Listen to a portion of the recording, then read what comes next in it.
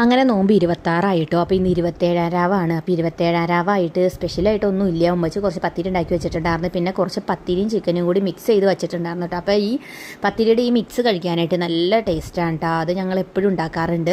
പിന്നെ എന്താണെന്ന് പറഞ്ഞു കഴിഞ്ഞിട്ടുണ്ടെങ്കിൽ പിന്നെ എല്ലാ പ്രാവശ്യത്തെയും പോലെ തന്നെ കുറച്ച് സംഭവങ്ങൾ വാങ്ങിച്ചിട്ട് വന്നിട്ട് ഉണ്ടാക്കാനുള്ള മടി കൊണ്ടാണ്. അപ്പോൾ അതിൽ സമൂസയും കട്ട്ലേറ്റും പിന്നെ എന്താണുള്ളത് നമുക്ക് നോക്കാട്ടെ എന്തൊക്കെയാണ്. എനിക്ക് തന്നെ ഓർമ്മയിൽ എന്തൊക്കെയാണ് വാങ്ങിച്ചതെന്നുള്ളത്. പിന്നെ ഈ കട്ട്ലേറ്റ് എനിക്ക് വാങ്ങുന്നത് അത്ര ഇഷ്ടമൊന്നുമില്ല. എനിക്ക് ഉണ്ടാക്കണതാണ് എനിക്ക് ഏറ്റവും ഇഷ്ടം. പിന്നെ ഉണ്ടാക്കാനുള്ളൊരു മടി കൊണ്ടാണ് ഈ വാങ്ങിച്ചുകൊണ്ട് വന്നത്. അപ്പോൾ 2 വീതമാണ് എല്ലാം വാങ്ങിയത്. സമൂസയും കട്ട്ലേറ്റും ഈ 2 വീതം വാങ്ങി.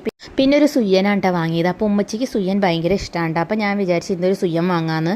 അപ്പോൾ ഒരെണ്ണമാണ് വാങ്ങിയോളൂ, ഉമ്മച്ചിക്ക് വേണ്ടി മാത്രം. വേറെ ആരും അങ്ങനെ സുയ്യൻ കഴിക്കൂലേ മധുരമുള്ളതുകൊണ്ട്. അപ്പോൾ പിന്നെ ഫ്രിഡ്ജിലൊന്ന് തപ്പി നോക്കി എന്തെങ്കിലും ഫ്രൂട്ട്സ് ഉണ്ടോ എന്ന് അറിയാനായിട്ട്. അപ്പോൾ 2 മുസമ്പി എൻ്റെ കൈ കിട്ടിയിട്ട് അപ്പോൾ അതും കട്ട് ചെയ്ത് വയ്ക്കാമെന്ന് വിചാരിച്ചു.